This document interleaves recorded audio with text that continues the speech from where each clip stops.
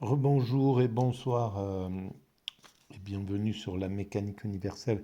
Alors donc je reprends la lecture de cet ouvrage, de cette petite biographie succincte de Spinoza par le dictionnaire de la conversation de 1877. Voilà. Euh, En guise d'intermède à nos réflexions sur l'évolution de l'humanité vue aussi sous l'angle de la théorie euh, de, de Spinoza. Voilà. Alors, euh, je reprends un tout petit peu plus haut. Donc, Spinoza finit par se séparer entièrement de la synagogue. Les désertions étaient rares chez les Juifs à cette époque, et tandis que l'on passait alors facilement d'une communion chrétienne dans une autre, les Israélites donnaient l'exemple de la constance ou de la réserve. Les coreligionnaires de Spinoza, craignant que l'apostasie d'un tel homme n'entraînât d'autres défections, allèrent jusqu'à lui offrir, pour le rattacher à la synagogue, une pension annuelle de 1 000 florins. Après diverses autres tentatives, tout aussi inutiles, ils finirent par l'excommunier solennellement et essayèrent même de se défaire de lui par des voies secrètes. Échappé comme par miracle au poignard des assassins, il se vit en but à des accusations et même à des persécutions de toute espèce. Mais celui fut une raison pour se livrer avec plus d'ardeur encore à l'étude de la philosophie, dans laquelle il prit pour guide Descartes et sa méthode. Ça, et puis le rejet de cette amoureuse, je pense, là aussi, poussée la, dans le travail acharné philosophique. Voilà. Euh, alors, afin de s'assurer des moyens de subsistance, il apprit à polir des verres pour les opticiens. L'étude scientifique de l'optique, à laquelle il se livra concurremment à cette occupation, le mit en rapport avec plusieurs naturalistes et physiciens distingués de son époque. Et je pense que ça a été aussi le fruit entre le stress qu'il a vécu par l'hostilité du monde, hein, parce qu'elle a été assez générale, l'hostilité envers Spinoza, et le fait de polir des vers a nuit, je pense, gravement à sa santé, et a fait qu'en fait sa vie a été courte, 40 et quelques années. Voilà, c'est on imagine l'évolution de sa pensée quand on voit la puissance de l'éthique. On peut imaginer ce qu'aurait donné euh, encore 40 ans de travail derrière cette œuvre gigantesque. Alors, euh, donc voilà, il prit pour guide Descartes et sa méthode, afin de s'assurer des moyens donc d'Adam, etc. La Hollande protégeait alors la liberté de penser, et Amsterdam était déjà sur le point de devenir l'asile de tous les écrivains exilés des pays d'intolérance. Voilà, et ça c'est intéressant parce que la puissance d'un pays se fait justement par sa liberté et son accueil, sa capacité à accueillir. Là, par exemple, la Hollande, voilà, à cette époque-là, elle a accueilli tous les penseurs du monde entier. Et quelques siècles plus tard, ça a été les États-Unis euh, qui ont prolongé cette aventure. La France a été aussi une terre d'accueil à un certain moment. Donc la tolérance est quelque chose de fondamental pour la puissance d'un pays. Et c'est d'ailleurs ce que, sans doute, malheureusement, euh, ne comprennent pas les pays émergents qui, ne, qui sont dans un système plutôt rigide plutôt que libéral.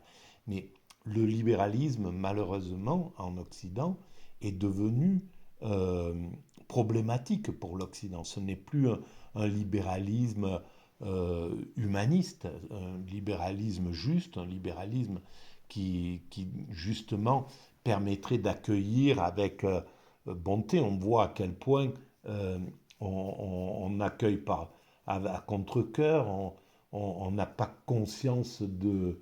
euh, enfin, il y a quelque chose qui est assez incroyable. Voilà, je pense que, par exemple, tout simplement, le, l'immigration telle que certains la voudraient en France, c'est-à-dire une immigration choisie. Mais si l'immigration avait été choisie à l'époque, les parents de Spinoza seraient sans doute pas venus, etc. Combien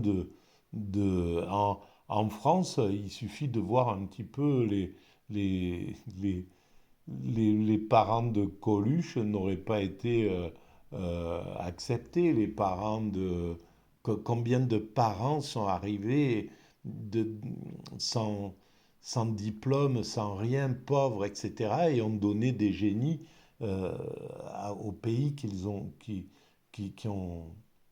les ont acceptés. Voilà, donc c'est une aberration. On ne sait pas dans l'immigration actuelle qui a été faite depuis une trentaine ou une quarantaine d'années, il y a des, des, des gens qui auront une importance majeure dans 100 ans peut-être, les descendants d'eux, etc., etc. Voilà. Donc, voilà, c'est bon, bref. Alors, je continue. Cependant, Spinoza, qui n'avait rien fait qui pût le compromettre aux yeux du magistrat d'Amsterdam, se vit intimer l'ordre de quitter la ville pour quelques mois, ordre arraché sans doute par les rancuneuses intrigues de quelques-uns de ses anciens coreligionnaires. Il obéit d'autant plus volontiers que sa sûreté y était moins garantie et alla d'abord vivre à la campagne chez un ami, puis de là successivement à Rimbourg près de Leyde, à Voorburg près de La Haye, et au bout de quelques années à La Haye même, continuant incessamment pendant ce temps-là ses études philosophiques pour arriver à quelques solutions touchant les questions qui s'étaient emparées de son esprit. Ces questions étaient la plupart de celles qui sont élevées au-dessus de l'intelligence humaine, mais qui, pour cette raison même, ne laissent à ceux qui sont assez grands pour y entrevoir quelque chose ni trêve, ni repos, quels ne les ait vaincus, humiliés et jetés tout brisés dans les bras de la foi, dans les abîmes du pyrrhonisme ou dans quelque dédale encore plus obscur. Cette dernière destinée fut celle de Spinoza. Il devint sans doute un philosophe habile, mais on est forcé de dire que loin de répandre sur quelques questions importantes des clartés nouvelles, il rendit plus obscures toutes celles qu'il traita. Et voilà là où je ne suis pas d'accord avec lui.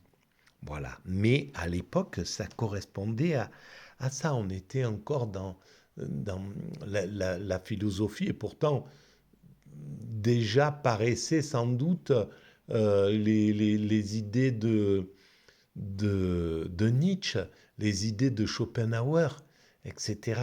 Mais là, on sent que on ne pouvait pas accepter encore, il y avait encore beaucoup de religieux dans le censeur. Il y avait encore beaucoup de censeurs dans le religieux et qui interdisaient d'une certaine façon de penser que Dieu pouvait être dans la nature, que Dieu pouvait être la nature, que Dieu pouvait être dans cette création. Voilà. Et d'autres choses dont traite Spinoza. Il fut longtemps doublement à plaindre.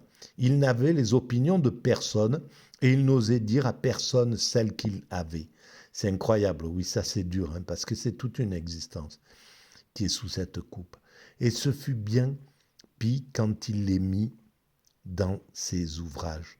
Elles inquiétèrent beaucoup d'intelligence sans en satisfaire aucune. On l'avait trouvé obscur et plein de réticences quand il parlait du cartésianisme. On eût voulu savoir sa pensée, et l'on avait espéré qu'il la mettrait dans son premier livre. Il n'en fit rien. Il laissa entrevoir, mais il se garda d'avouer son secret. Cet ouvrage, qui parut avec une préface de Louis Meyer, un médecin de ses amis, qui en surveilla l'impression, ne donna pas plus la doctrine de Descartes que celle de Spinoza. L'auteur prétendait à la vérité expliquer Descartes, mais il prêtait à ce philosophe des opinions dont il n'aurait pas eu à s'applaudir s'il avait encore vécu. Et ce cartésianisme se trouva dès lors enveloppé dans l'accusation d'athéisme qu'on portait contre Spinoza. Cette publication prépara la célébrité de Spinoza. L'irritation qu'elle fit naître contre lui était une raison de plus pour que sa réputation se répandît dans l'Europe entière et que les savants les plus distingués se fissent gloire d'entretenir avec lui un commerce épistolaire. On lui offrit même une chaire de philosophie à Heidelberg, où d'autres penseurs devaient professer un siècle plus tard des opinions analogues à celles de Spinoza. En lui adressant cette proposition, l'électeur palatin promettait de lui laisser une liberté d'enseignement aussi grande qu'il pourrait le désirer. Mais l'impossibilité où était le philosophe d'exposer son système sans blesser la religion chrétienne, son amour pour le repos et la solitude, et surtout les maladies qui l'affligeaient depuis longtemps, l'empêchèrent d'accéder. Oui, ben ça devait être drôlement difficile pour lui de pouvoir vivre tout ça comme ça. Il était atteint effectivement depuis plusieurs années d'une phtisie qui à peine lui laissa le temps d'achever quelques autres travaux et qu'il enleva au monde à l'âge de 45 ans. Quelques années après une publication politique qui pouvait lui attirer plus de haine et de persécution que sa publication philosophique. Voilà, eh bien nous allons nous arrêter ici. Voilà. Très bien. Voilà, qu'est-ce qu'on peut dire sur Spinoza alors? Eh bien,